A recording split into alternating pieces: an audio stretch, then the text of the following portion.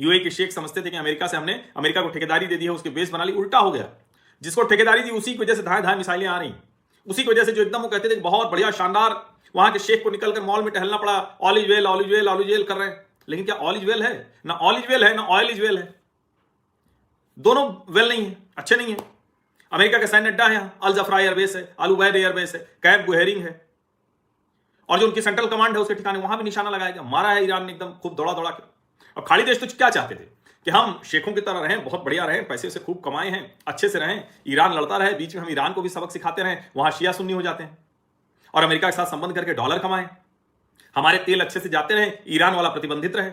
इसको जरा समझिए, हमारे वाले तेल अच्छे से जाते रहे, ईरान वाला प्रतिबंधित रहे, तो हमारी अपनी ठीक रहेगी, कीमतें भी ठीक रहे, सब ठीक। अब अगर मान लीजिए कि ईरान और रशिया दोनों दबा के ऑयल वर्ल्ड में आ जाए, फिर कहां दिक्कत, भर भर के लोग ले जाएंगे टैंकर। अब सऊदी अरब हो, संयुक्त अरब अमीरात हो, कतर हो, कुवैत हो, बहरीन हो, इन सब की वही स्थिति है। ये युद्ध में कतई नहीं जाना चाहते हैं, जा सकते भी नहीं, और पता नहीं काहे को इनको कौन सी जिसको कहें कि उस वक्त नशा वशा चढ़ गया था, क्या हुआ था कि उन्होंने पाकिस्तान के साथ सऊदी अरब ने पैक्ट किया, मिलिट्री पैक्ट, एक के ऊपर हमला दूसरे के ऊपर हमला माना जाएगा, चलो लड़ो, आओ लड़ लो ना।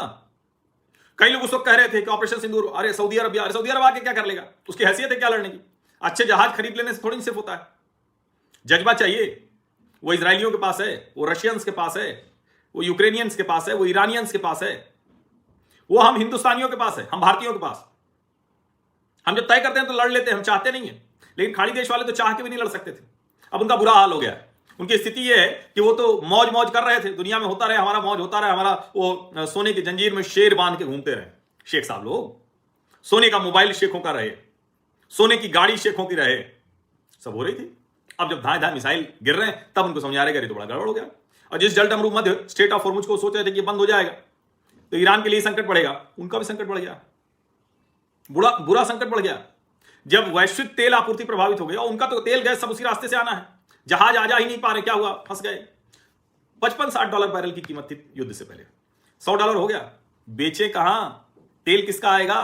हमारी मुश्किल है कि हमारे पास तेल नहीं, लेकिन वो तेल भेजेंगे कैसे, कैसे बेचेंगे? खाड़ी देशों का सीधे सीधे नुकसान हो रहा है, उनकी तेल गैस जा ही नहीं पा रही। और जो बड़ा हो कहते थे हमारे यहां कुछ नहीं हो सकता, इससे सेफ कुछ नहीं, सेफ है। भ्रम टूट गया भैया। जब दुनिया में उथल पुथल होगी तो दुनिया का कोई हिस्सा बचेगा नहीं। पूरा जो ऑयल एक्सपोर्ट उनका था वो प्रभावित हो गया, उनका निवेश इतना लोगों ने किया वो डरने लगे।